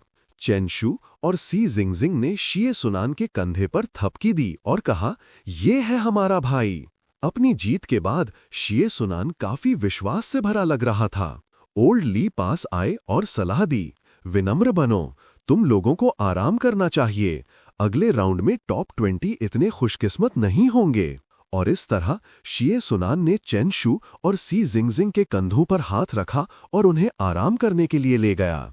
दूसरे स्टूडेंट्स के बीच मैच जारी रहे। फीनिक्स ने खरगोश से लड़ा और भेड़ियों ने लोमड़ियों से। समय बीत गया। अरीना के अंदर घोषणा हुई, पहला राउंड खत्म हुआ। ओल्ड ली ने घोषणा जारी रखी, दूसरा राउंड टॉप 20 शुरू होता है। पहला मैच शी सुनान वर्सेस टांग लिए। ये नाम सुनकर चेंशू ने हैरानी से कहा, टांग लिए, क्या ये सेकंड ईयर का स्टूडेंट है? वांग युन और होंग मिंग टांग लिए के पास गए और कहा, यंग मास्टर टांग, कृपया हमारा बदला लीजिए, यंग मास्टर टांग। टांग ली ने उनके कंधों पर थपकी दी और कहा, चिंता मत करो। विश्वास भरे कदमों के साथ वो अरीना में चला गया और घमंड से पूछा, क्या तुम मुझसे लड़ने की हिम्मत रखते हो? सी सुनान ने विश्वास से जवाब दिया, मैं हिम्मत क्यों नहीं करूंगा। एक खुश चेहरे के साथ उसने जारी रखा, मुझे दोष मत देना कि मैंने तुम्हें मौका नहीं दिया। एक बार तुमने स्वीकार कर लिया तो तुम मेरे प्यार की रोशनी से नहीं बच पाओगे। टांग ली ने अपनी आंखें सिकोड़ी, उसका चेहरा गंभीर था। मैं तुम्हें कोई स्किल रिलीज नहीं करने दूंगा। सी सुनान ने एक खाली नजर से जवाब दिया। फिर टांग ली ने अपने स्पिरिट पैक्ट बीस्ट एक आइस बर्ड को बुलाया। सी सुनान ने भी अपने स्पिरिट पैक्ट बीस्ट को बुलाया। दोनों प्राणी बिना आवाज किए एक दूसरे को घूरते रहे। सी सुनान ने इशारा किया और अपने स्पिरिट पैक्ट बीस्ट से कहा, शुरू करो। टांग ली ने भी इशारा किया, अपने स्पिरिट पैक्ट बीस्ट को हमला करने का संकेत देते हुए। सी सुनान का स्पिरिट पैक्ट बीस्ट अरीना के किनारे की तरफ उड़ गया। ये देखकर तंग ली ने घमंड से कहा, पहले ही हार मान रहे हो, तुम नहीं कर सकते। शी सुनान के स्पिरिट पैक्ट बीस्ट ने तंग ली के बीस्ट के हमले से आसानी से बचाव किया। बचाव के तुरंत बाद शी सुनान का स्पिरिट पैक्ट बीस्ट तंग ली की तरफ उड़ गया। ये देखकर तंग ली घबराहट में चिल्लाया, कसम से। फिर वो डर के मारे भाग गया, उसी हमले से डरते हुए जो वांग युन ने झेला था। ये देखकर शी सुनान चिल्लाया, श्याओवू, तुम अपने कपड़े क्यों उतार रहे हो? ये सुनकर तंग ली तुरंत रुक गया, एक लाल चेहरे के साथ मुड़ा और एक लालची कामुक चेहरे के साथ बोला, कहां, मुझे देखने दो। उसी पल शी सुनान के स्पिरिट पैक्ट बीस्ट ने पहले जैसी ही नीली रोशनी की किरण तंग ली की तरफ दागी। हिट होने के बाद तंग ली गुस्से से दहाड़ा, तुम फिर से वही मूव क्यों इस्तेमाल कर रहे हो? शी सुनान जोर से हंसा और कहा, बिल्कुल सही, मटेरियल इकट्ठा कर रहा हूं। ओल्ड ली पास में खड़े ने जी सुनान से कहा, ठीक है जी सुनान, तुम जीत गए, अपनी स्किल वापस लो, खेलना बंद करो। जी सुनान ने तुरंत अपना हाथ उठाया और अपनी स्किल वापस ले ली, जिसके कारण टांग ली के सर के ऊपर की रोशनी की धारा धीरे धीरे गायब हो गई। टांग ली के चेहरे पर गुस्सा अभी भी साफ दिख रहा था, क्योंकि उसे लगा कि अभी अभी उसका मजाक बनाया गया है। अपने दो दोस्तों के पास लौटकर जी सुनान ने चेन शू और ची जिंगसिंग से कहा कि वो शुरू से ही जीतना नहीं चाहता था, वो बस थोड़ा खेलना चाहता था। ये सुनकर टांग ली गुस्से में आ गया। वो जी सुनान पर दहाड़ा। टूर्नामेंट जारी रहा जब अगले मैच की घोषणा हुई, चेन शू वर्सेस यांग जियू। चेन शू विश्वास से भरा हुआ उठा और अरीना की तरफ चला गया। उसके दो दोस्तों ने नीचे से उसका जोश बढ़ाया। जी सुनान ने अपना हाथ उठाया और चिल्लाया, लगे रहो भाई, हम तुम्हारा टॉप स्पॉट लेने का इंतजार कर रहे हैं। चेन शू एक गंभीर चेहरे के साथ अरीना में अपने प्रतिद्वंद्वी को देखा। दोनों प्रतियोगियों उनके अपने अपने स्पिरिट पैक्ट्स के साथ एक दूसरे को ध्यान से घूरते रहे। अचानक यांग जियू ने एक फ्लर्टेशियस टैक्टिक का इस्तेमाल किया, चेन शू से पूछते हुए, ब्रदर चेन, क्या आप शायद हार मान सकते हैं? चेन शू ने विश्वास से जवाब दिया, मैं मान लूंगा, चिंता मत करो छोटी बहन, मैं निश्चित रूप से हार मान लूंगा। ये कहने के बावजूद वो मन ही मन तंज कस रहा था। उसने मन ही मन सोचा, इतनी कम उम्र में ये चाल इस्तेमाल कर रही हो तो मुझे निर्दयी होने के लिए दोष मत देना। चेन शू ने अपने स्लिम को देखा। स्लिम समझ गया और अपने हाथ से इशारा किया। मैच में प्रवेश करते हुए स्लिम ने आगे बढ़ने की पहल की। हालांकि यांग जियू का स्पिरिट पैक्ट यांग शाओयू का बस खड़ा रहा।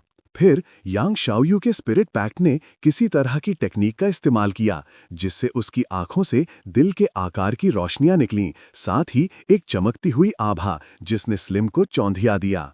स्लिम धीरे धीरे चेन शू की तरफ वापस रेंगने लगा। ये देखकर यांग शाओयू ने विजयी भाव से चेन शू से कहा, तुम हार गए। साइड से देखते हुए शिए सुनान ने सोचा, मुझे विश्वास नहीं हो रहा है कि एक स्पिरिट पैक्ट भी चाम से मोहित हो सकता है। चेन शू इस बार खतरे में है। अचानक शिए सुनान ने हैरानी से कुछ महसूस किया। रुको, चेन शू वो तो तनाव में भी नहीं है। एक विश्वास भरे चेहरे के साथ चेन शू ने लड़की से जवाब दिया, ये अभी निश्चित नहीं है। जैसे ही उसने बोलना खत्म किया, उसका स्लिम अचानक रुक गया। उसका चेहरा गंभीर था। स्लिम ने अचानक एक स्किल का इस्तेमाल किया, टक्कर मारते हुए और सीधे लोमड़ी की तरफ बढ़ते हुए। हमले ने यंग शायो के स्पिरिट पैक्ट को पीछे की तरफ उड़ा दिया। हर कोई जो इस दृश्य का गवाह था वो हैरान रह गया। उनके जबड़े गिर गए। चेन शू एक विश्वास भरे चेहरे के साथ जारी रखा, छोटी बहन, मैं तुम्हें सरेंडर करने का एक मौका दूंगा। चेन शू के स्लिम ने लोमड़ी को हरा दिया था। उसे अपने ही खून के तालाब में पड़ा छोड़ दिया। स्लिम लोमड़ी के ऊपर खड़ा था, बिल्कुल विश्वास से भरा हुआ। जीतने का कोई रास्ता ना होने के कारण यंग शायू ने हार मान ली। घोषणा हुई, चेन शू जीत गया। चेन शू अभी भी उसी विश्वास भरे चेहरे के साथ अरीना में अपनी बाहें बांधे खड़ा था। तभी यंग शायू ओल्ड ली के पास आई और पूछा, टीचर, मेरा स्पिरिट पैक्ट गंभीर रूप से घायल है, मुझे क्या करना चाहिए? ओल्ड ली ने जवाब दिया, चिंता मत करो, स्कूल सारे चिकित्सा खर्च उठाएगा। इससे तुम्हारी पढ़ाई पर कोई असर नहीं पड़ेगा। ये सुनकर चेन शू की आंखें पैसों के बारे में सोचते हुए चमक उठी। उसने मन ही मन सोचा, स्कूल पैसे दे रहा है? फिर उसने अपने स्लिम को इशारा किया, फिर रोया और कहा, टीचर, मेरे स्पिरिट पैक्ट को आंतरिक चोटें आई हैं और उसे इलाज की जरूरत है। मेरा स्पिरिट पैक्ट बहुत सहयोगी है। वो रोया और इधर उधर लौटा। चेन शू ने अपना नाटक जारी रखा और पास गया, यांग शाओयू के कंधे पर थपकी दी और कहा, तुम्हारा स्पिरिट पैक्ट सच में शक्तिशाली है, मैं प्रभावित हूं। ये सुनकर यांग शाओयू के चेहरे पर ऐसा भाव था जैसे उसे कुछ समझ न आया हो। वो चुप रही। ओल्ड ली ने उसकी चाल पकड़ ली। अपना गुस्सा दबाते हुए उसने कहा, अपने स्पिरिट पैक्ट स्लिम को वापस बुलाओ और जाकर आराम करो। अगला मैच इस दोपहर को शुरू होगा। ये सुनकर चेन शू निराश हो गया, क्योंकि उसकी योजना अपेक्षा के अनुसार नहीं चली। उसने बस जवाब दिया, यस सर। दृश्य दोपहर में बदल जाता है, स्टूडेंट्स के ब्रेक टाइम के दौरान। चेन शू से सिंग सिंग और सीए सुनान एक साथ चल रहे थे। जब वो बातचीत कर रहे थे और हंस रहे थे, एक आकृति पास आई और पुकारी, चेन शू, चेन शू। सोचते हुए कि उसे कौन बुला रहा है, चेन शू देखने के लिए मुड़ा। पता चला कि ये तांगली का ग्रुप था। चेन शू, ची सिंग सिंग और शिए सुनान ने तांगली के ग्रुप को देखा और सोचा कि क्या वो बुरे इरादों से आए हैं। चेन शू ने खुशी से जवाब दिया, इतने फॉर्मल मत बनो, बस मुझे भाई बुलाओ। टांगली ने चेंशू से पूछा कि क्या उसने कल उसके एक आदमी को पीटा था। टांगली गुस्से में था, लेकिन क्योंकि वो एक भीड़-भाड़ वाली जगह पर थे, वो सिर्फ अपना गुस्सा दबा सकता था। उसने जारी रखा, मैंने तुम्हारे बारे में पता लगाया है। तुम में कुछ प्रतिभा है, एक रेगुलर क्लास से स्पेशल क्लास में जाना। ये सुनकर चेंशू ने उकसाते हुए जवाब दिया, तो क्या? टांगली ने जारी रखा, बस सू शियायू से दूर रहो और मैं पुरानी बातों को भूल सकता हूं। इस समय उसके पास के कांटेले भौरे बालों वाले लड़के ने कहा, यंग मास्टर तांग, उसे इतना विनम्र होने की जरूरत नहीं है। उसका स्पिरिट पैक्ट सिर्फ एफ रैंक का है, बस उसे पीट दो। ये सुनकर चेंशू ने सोचा, ये गरम दिमाग वाला अचानक लड़ना क्यों चाहता है। वो पास गया और उस लड़के से कहा, बच्चे, अभी मैं बस तुम्हारे पिछवाड़े में एक चाकू घुसाना चाहता हूं। लड़के ने एक उलझन भरे चेहरे से जवाब दिया, तुम्हारा क्या मतलब है? चेंशू ने उस पर तंज कसा और जवाब दिया, बिल्कुल, ये तुम्हारी मदद करने के लिए है बच्चे, अपनी आंखें खोलो। ये शब्द सुनकर सी सिंगसिंग और शिए सुनान हंसने से खुद को रोक नहीं पाए। लड़का गुस्से में आ गया। उसने अपनी मुट्ठियां भींची और कहा, तुम? टांग लिए ने आगे बढ़कर उसे हमला करने से रोका। फिर टांग लिए ने जारी रखा, मुझे उम्मीद है कि तुम अगले मैच में भी इतने ही घमंडी रह सकते हो। अचानक सिस्टम विकल्पों के साथ प्रकट हुआ। विकल्प 1, सीधे कहो, मैं हमेशा ऐसा ही हूं। इनाम मध्यम बीस्ट टेमिंग पावर। विकल्प 2, शिए सुनान से कहो, ओल्ड शिए, उसे थोड़ा प्यार महसूस करने दो। इनाम स्लिम की कूदने की शक्ति में 5%। अंतिम विकल्प, एक साधारण स्टूडेंट को टांग लिए पर हमला करने के लिए उकसाओ। इनाम स्लिम के शरीर में 5%। सिस्टम पैनल को देखते हुए चेंशू ने सोचा, ये मुझे फिर से चुनने पर मजबूर कर रहा है। उसने सोचा, हालांकि वो शिए सुनान को टांग लिए पर अपनी प्यार की रोशनी चमकाने देने में अनिच्छुक था, वो यहां अपना स्पिरिट पैक्ट नहीं बुला सकता था। चेंशू मुस्कुराया और सोचा, मैं मजबूरी में सिर्फ ये कर सकता हूं। फिर उसने अंतिम विकल्प चुनने का फैसला किया, टांग लिए को हराना। फैसला करके वो तुरंत आगे बढ़ा। ये देखकर टांग लिए ने तुरंत रोकने के लिए अपना हाथ उठाया। हालांकि उसकी हैरानी के लिए चेंशू लड़खड़ाया और पीछे गिर गया, जिससे टांग लिए हक्का बक्का रह गया। समझ नहीं पा रहा था कि क्या हो रहा है। चेंशू ने अपना पेट पकड़ा और नाटकीय ढंग से चिल्लाया, टांग लिए पर आरोप लगाते हुए, तुम्हारी हिम्मत कैसे हुई ये कहने की कि रेगुलर क्लास के सभी लोग कचरा हैं? इसने दूसरे स्टूडेंट्स का ध्यान उसकी तरफ खींचा। टांग लिए ये देखकर बेहद घबरा गया। वो इधर-उधर मुड़ा, खुद को समझाने की कोशिश करते हुए, कहते हुए कि उसने नहीं। शिए सुनान और ची सिंगसिंग ने तिरस्कार से मुस्कुराए। फिर शिए सुनान ने टांग लिए की तरफ इशारा किया और चिल्लाया, तुमने ये किया, अभी-अभी तुमने कहा कि पूरी रेगुलर क्लास कचरा थी। ची सिंगसिंग ने जोड़ा, तुम खुद को समझते क्या हो? ची सिंगसिंग ने जोर से जारी रखा, और तुम रेगुलर क्लास के स्टूडेंट्स को नीचा दिखाने की हिम्मत करते हो। इसने और भी स्टूडेंट्स का ध्यान इस हंगामे की तरफ खींचा। ची सिंगसिंग ने अंतिम प्रहार किया, और तुमने मेरे भाई चेंशू को मारने की हिम्मत की, मैं तुमसे लड़ूंगा। जैसे ही उसने बोलना खत्म किया, चेंशू आगे झपटा और टांग लिए के चेहरे पर मुक्का मारा, जिससे खून निकल आया। बाहर देख रहे सभी लोगों ने अलग अलग प्रतिक्रिया दी। कुछ टांग लिए को पिटते देखकर खुश थे, जबकि दूसरे चेंशू और उसके दोस्तों द्वारा उसके खिलाफ इस्तेमाल किए गए शब्दों से गुस्सा थे। फिर उन्होंने अपनी आस्तीनें चढ़ाई, टांग लिए को सबक सिखाने का पक्का इरादा करके। चलो, उस आदमी को पीटो जिसने रेगुलर क्लास के स्टूडेंट्स का अपमान किया, चलो। और इस तरह टांग ली को चेंशू और दूसरे स्टूडेंट से अच्छी तरह मार पड़ी। चेंशू ने फिर डुओलोंग नाम के एक स्टूडेंट को देखा और कहा, हाँ, जिससे वो डर से पीला पड़ गया। उसने एक घबराई हुई हंसी दी और कहा, लगता है मैं अपना सामान पैक करना भूल गया, अभी पैक कर रहा हूं। फिर डुओलोंग पास आया और दूसरे स्टूडेंट्स को टांग ली को मारने से रोकने की कोशिश की, अपने दोस्तों के साथ। इस समय सिस्टम नोटिफिकेशन प्रकट हुआ, क्वेस्ट पूरा हुआ, इनाम स्लिम का शरीर 5% बढ़ाया गया, दिव्य स्किल प्राप्त की, जाइगेंटिफिकेशन। चेंशू इस नोटिफिकेशन को देखकर मन ही मन खुश हुआ, सोचते हुए, वाह, एक अनपेक्षित फसल। शिए सुनान और सी सिंगसिंग धीरे धीरे पास आए। चेंशू ने शिए सुनान की प्रशंसा की, बहुत अच्छे, तुम्हें तुरंत पता चल गया कि मैं क्या प्लान कर रहा था। शिए सुनान ने जवाब दिया, बिल्कुल। एक खुश चेहरे के साथ उसने चेन शू की तारीफ की। लेकिन तुम्हारा वो मूव सच में कुछ था, तुमने तुरंत उसे सबका दुश्मन बना दिया। चेन शू मुस्कुराया और जवाब दिया, ये सब मेरी वजह से नहीं था। उन लोगों में से किसी ने जरूर समझ लिया होगा कि मैं नाटक कर रहा था। वो मुड़ा और ठंड से जारी रखा, इसे सिर्फ उसकी अपनी गलती माना जा सकता है। उसने ये खुद पर लाया है। दृश्य दोपहर में बीस्ट टेमिंग सेंटर में बदल गया। चेन शू और उसके दो दोस्त अंदर आए और उनके सामने के दृश्य को देखा। तंग ली पत्तियों और चोटों से ढका हुआ, एक टूटे हुए हाथ के साथ एक व्हीलचेयर में बैठा था।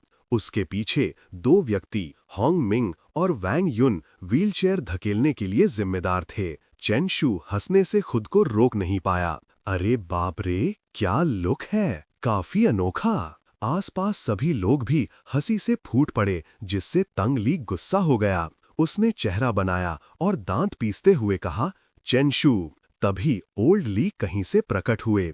ओल्ड ली बोल पड़े, ठीक है, चलो अगला राउंड शुरू करते हैं। मस्ती करना बंद करो, पीए सिस्टम खराब है। मैं इस दोपहर के मैचेस की घोषणा करूंगा। ओल्ड ली ने घोषणा की, पहला मैच शुरू हो, चेन शू वर्सेस डुओलोंग।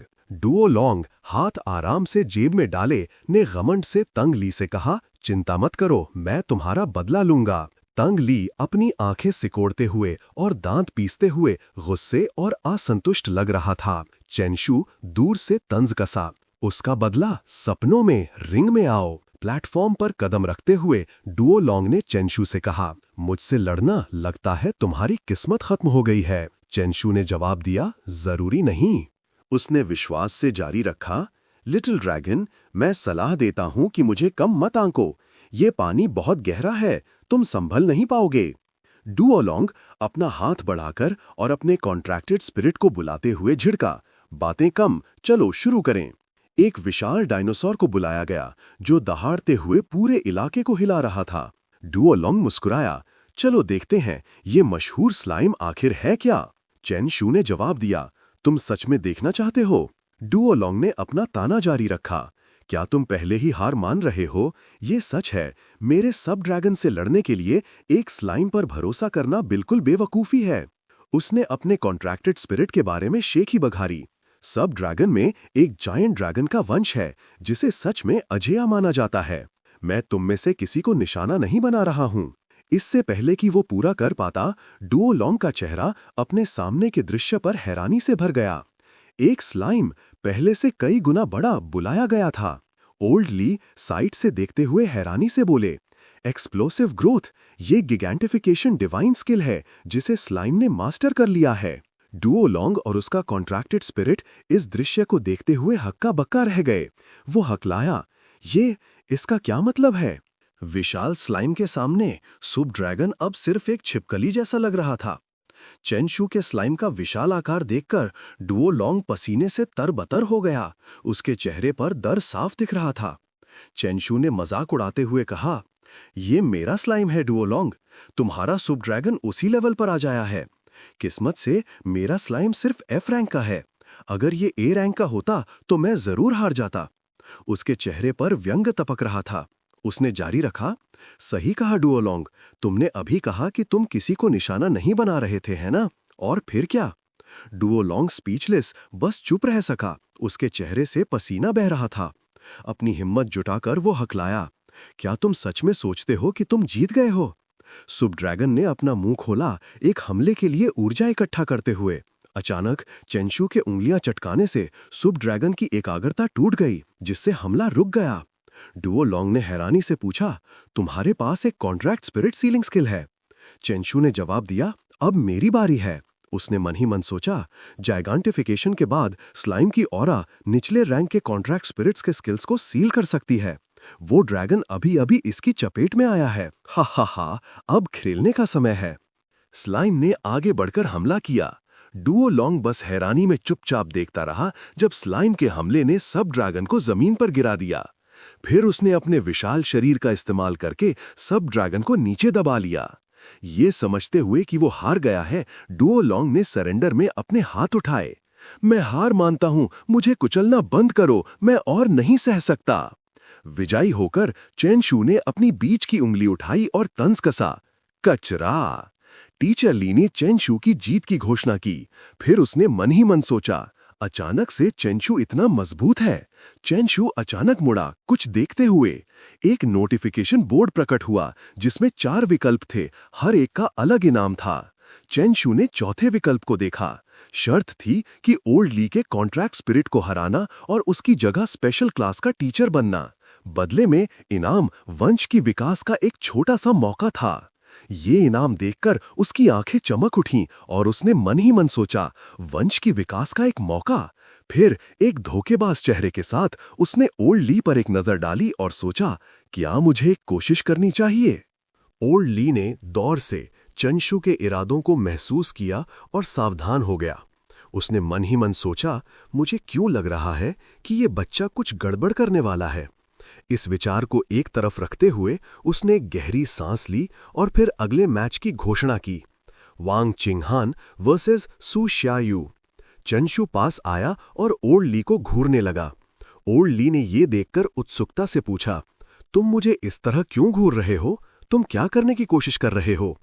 चेनशू एक खुश चेहरे के साथ बोला, टीचर, मैं पूछना चाहता था कि आप किस लेवल के बीस्ट टेमर हैं? ओल्ड ली ने जवाब दिया, ब्लैक आयन 2 स्टार। क्यों? जवाब सुनकर चेनशू हैरान और स्पीचलेस हो गया। उसने मन ही मन सोचा, क्या यह विकल्प मेरे साथ मजाक कर रहा है? ब्लैक आयन 2 स्टार, मैं आखिर कैसे जीत सकता हूं?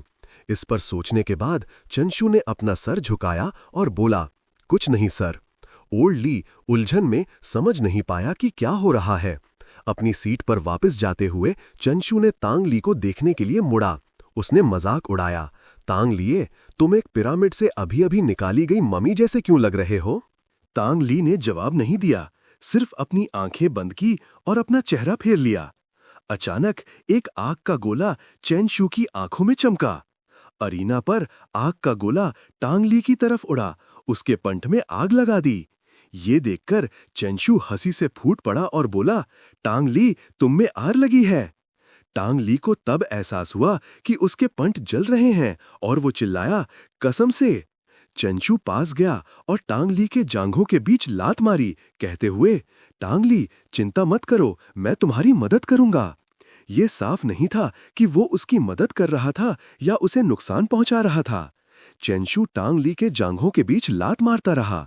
एक खुश चेहरे के साथ उसने घबराहट का नाटक किया और चिल्लाया, अरे बाप रे, टांग ली, आग बहुत बड़ी है। वो मुड़ा और अपने 2 दोस्तों से बोला, ची सिंग सिंग, शे सुनान, कल मदद करने आना। ये सुनकर ची सिंग सिंग और शे सुनान पास आए। उन्होंने एक दूसरे को देखा जैसे चेनशू के इरादों को समझ गए हों। फिर उन्होंने तांग ली की उत्साह से मदद की, उस पर पैरों से वार करते हुए, जिससे वो दर्द से चिल्लाया। चेनशू ने होंगमिंग और वैंग वेन की तरफ मुड़कर कहा, तुम दोनों बस वहां खड़े मत रहो, आओ और मदद करो। क्या तुम सच में अपने बॉस को पूरी तरह से अपाहिज होते देखना चाहते हो? ये सुनकर उन दोनों के चेहरे दर्द से पीले पड़ गए। वो तुरंत घबराहट में दौड़ कर आए और इस तरह टांग ली पैरालाइज्ड यंग मास्टर ली बन गया, क्योंकि वो बस उन 5 को लगातार अपने जांघों पर वार करते हुए सह सकता था। चेनशू चिल्लाया, ठीक है, मेरे रिदम को फॉलो करो, 1 2 3 वार, 1 2 वार। हंगामा सुनकर ओल्ड ली ने मुड़कर पूछा, क्या हो रहा है, इतना शोर क्यों है? टांग ली को जमीन पर दर्द से तड़पते रोते हुए उसके जांघों पर अभी भी आग जलते हुए देखकर वो गुस्से से चिल्लाया, कसम से पानी इस्तेमाल करो। इस समय होंगमिंग और वैंग युन ने एक दूसरे को देखा। उन दोनों ने अपने सर रगड़े और एक साथ चिल्लाए, कसम से हम भूल गए कि हम पानी इस्तेमाल कर सकते हैं। टांग ली के हाथ कांप रहे थे जब उसने उन्हें उठाया और फिर चेनशू का हाथ पकड़ लिया। उसने गुस्से से कहा, तुम। चेनशू ने अनजान बनने का नाटक किया, एक खुश चेहरा बनाते हुए और कहते हुए, यंग मास्टर टांग, धन्यवाद कहने की जरूरत नहीं है, हम क्लासमेट्स हैं, ये तो मुझे चेनशू को करना ही चाहिए था। चेनशू ने कहीं से एक कंबल निकाला और उसे टैंगली पर डाल दिया। दृश्य फिर स्टैंड्स की तरफ शिफ्ट हो गया, जहां दोनों लड़कियां अभी भी लड़ रही थी। नीचे भीड़ में चर्चा हो रही थी, लगता है वांग चिंगहान हारने वाली है। अचानक एक फीमेल स्टूडेंट मुड़ी, टैंगली को जमीन पर पड़ा देखा और चिल्लाई, कसम से, क्या हुआ? वो एक सफेद चादर से क्यों ढका हुआ है? ये देखकर दूसरों ने चिढ़ना शुरू कर दिया। मैं पूछता हूँ, क्या हम एक अंतिम संस्कार की तैयारी कर रहे हैं? मैं बच्चों के साथ एक टेबल लूंगा, मैं बड़ों के साथ एक टेबल लूंगा। चंशू के दोस्तों ने भी शामिल होकर अंतिम संस्कार के बजा बजाने का नाटक किया। चंशू ने नाटकीय ढंग से रोया। आज एक शुभ दिन है, जबकि टैंगली जमीन पर पड़ा बेहद अपमानित महसूस कर रहा था। टैंगली अपना गुस्सा और नहीं रोक सका। उसने सफेद चादर फेंक दी और चिल्लाया, चंशू, मैं तुमसे मरते दम तक लड़ूंगा। चंशू ने खुशी से जवाब दिया, अगर तुम्हारा शरीर कमजोर है तो खुद पर जोर मत दो, अच्छा बनो और आराम करो। उसने फिर चादर का इस्तेमाल करके टैंगली को एक दरवाजे के बाहर एक लंबे बुरीटो की तरह लपेट दिया। एक नर्स अंदर आई और पूछा, घायल व्यक्ति कहाँ है? नर्स टांगली को सफेद चादर में लपेटा देखकर चौंक गई। उसने कहा, लगता है ये यहां नहीं संभाला जा सकता, उसे इन्फर्मरी ले जाना होगा। ओल्ड ली ने यह सुनकर कहा, हाँ, उसे आज के मैच से छूट दी जा सकती है। टांग ली ने जोर से इनकार किया, नहीं, मैं इनकार करता हूं, मैं प्रतियोगिता जारी रखना चाहता हूं। टांग ली को जमीन पर मचलते देखकर ओल्ड ली ने आह भरी और कहा, ठीक है, अगर तुम जारी रखना चाहते हो तो जारी रखो। फिर उसने जोर से घोषणा की, अगला मैच टांग ली वर्सेस सी सिंग सिंग। टांग ली ने सी सिंग सिंग की तरफ इशारा किया और दहाड़ा, मेरे जांघों पर पैर रखने का बदला माफ नहीं किया जाएगा, आज मैं तुम्हें हराऊंगा। सी सिंग सिंग ने विश्वास से जवाब दिया, ओह, ले आओ। टांग ली एक व्हीलचेयर में बैठा, उसका कॉन्ट्रैक्टेड बीस्ट, एक नीला और सफेद पक्षी, चलो उसे आइसबर्ड कहते हैं, उसके पीछे था। आइसबर्ड ने अपने पंख फड़फड़ाए, अपनी शक्ति छोड़ते हुए ले दिया उन्हें ये देखकर 2 बार थूका। थंडरबर्ड की लार आइसबर्ड के सिर पर कपकी। थंडरबर्ड को हवा में इधर-उधर उड़ते देखकर आइसबर्ड गुस्सा हो गया और सहन न कर पाने के कारण आइसबर्ड चीखा। फिर वो उड़ा और थंडरबर्ड के पीछे भागा। सी सिंग सिंग ने पूछा, मेरी चिड़िया से स्पीड में मुकाबला करना चाहते हो? थंडरबर्ड लगातार इधर-उधर उड़ता रहा। टांग लिए ने सी सिंग सिंग से कहा, तुम्हें लगता है कि तुम टाइम पास करते रह सकते हो? जैसे ही उसने बोलना खत्म किया, आइसबर्ड ने अपनी चोंच चौड़ी खोली, एक प्रोजेक्टाइल फायर करने की तैयारी में। प्रोजेक्टाइल थंडरबर्ड की तरफ उड़ा, उसे फंसा लिया। ची सिंग सिंग ने शांति से जवाब दिया, किसने कहा कि मैं जीतना चाहता था? मैं बस तुम्हें चिढ़ाना चाहता था। तुरंत थंडरबर्ड आजाद हो गया, जिससे आइसबर्ड हैरान हो गया। थंडरबर्ड फिर अंदर उड़ा और अपने पंजे आइसबर्ड के पैर में घुसा दिए, जिससे वो दर्द से चिल्लाया। हमले ने आइसबर्ड को कमजोर कर दिया। ऐसा लगता था कि मैच जारी रहेगा, लेकिन फिर ची सिंग सिंग ने कहा, ठीक है, मैं तुम्हें थोड़ी इज्जत बचाने देता हूं, बाद में हमें एक दूसरे से मिलना आसान होगा, ये देखते हुए कि ची सिंग सिंग ने अपना हाथ उठाया और हार मान ली। फिर वो टैंगलिए की तरफ मुड़ा और बोला, धन्यवाद कहने की जरूरत नहीं है, हम क्लासमेट्स हैं, बस एक दूसरे की मदद कर रहे हैं। टैंगलिए ने गुस्से में अपने दांत पीसे। ओल्ड ली ने आह भरी और टैंगली को विजेता घोषित किया। फिर ओल्ड ली ने एक बॉक्स निकाला और कहा, अब मैं टॉप 3 की घोषणा करूंगा, चेनशू, सू शियायू और टांग लिए। अगला हम लॉट्स डालेंगे, ये तय करने के लिए कि कौन से 2 आपस में लड़ेंगे और एक व्यक्ति को बाय मिलेगा। जैसे ही उसने बोलना खत्म किया, शू शियायू, चेनशू और टांग लिए ने हाथ डालकर लॉट्स निकाले। चेनशू ने शांति से अपना कागज का टुकड़ा खोला। अचानक टांग लिए ने उसके पीछे से उत्साह से कहा, मेरा खाली है, मेरा खाली है। ये देखकर चेनशू का चेहरा बदल गया। उसने जवाब दिया, तुम चिल्ला क्यों रहे हो, ये है बाय। चेनशू ने बाय लिखा हुआ कागज टांग लिए के सामने रखा, जिससे उसे थोड़ी शर्मिंदगी महसूस हुई। वो बड़बड़ाया, कसम से एक बाय।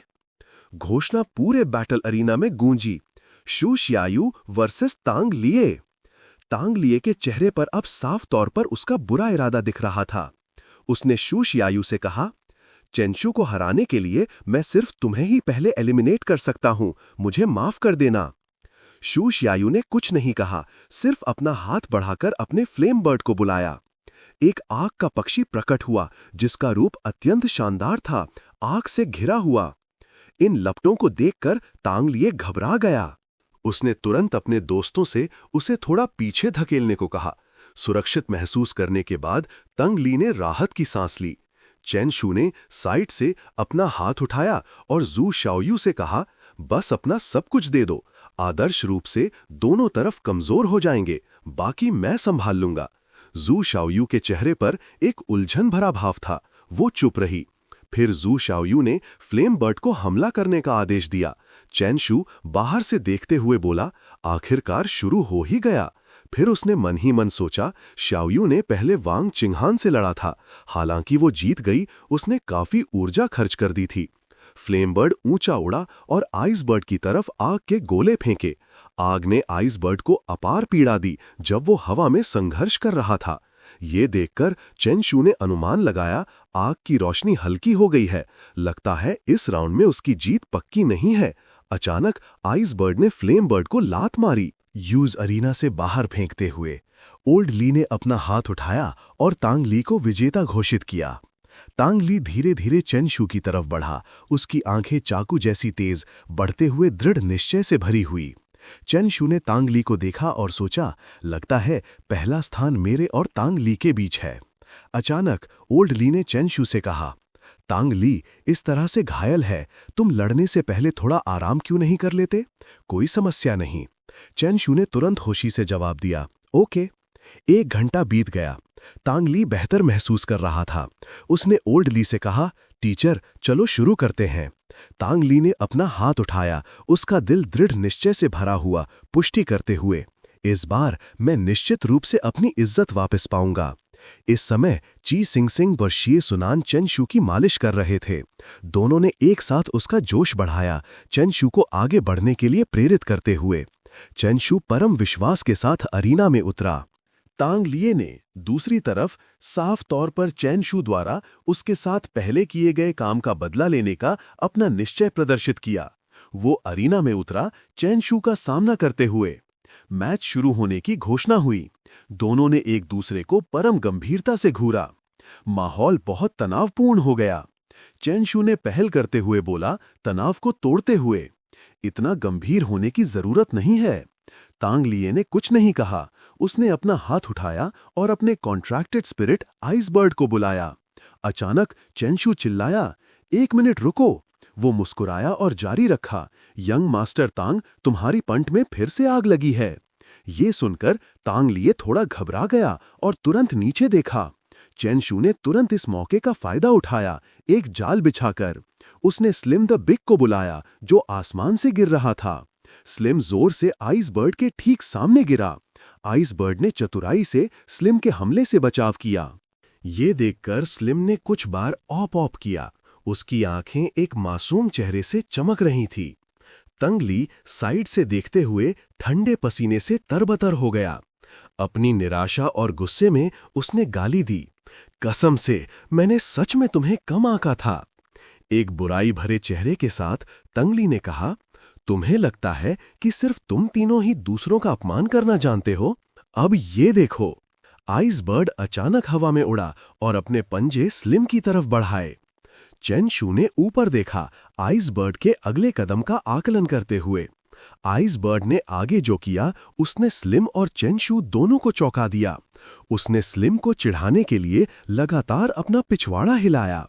आइस बर्ड के हिलते हुए पिछवाड़े को देखते हुए स्लिम को बेहद गुस्सा आया। चेन शू, उसकी आंखें जल रही थीं, ने तंग ली को डांटा, तुम बेशर्म बदमाश। उसने आरोप लगाते हुए अपना हाथ उठाया।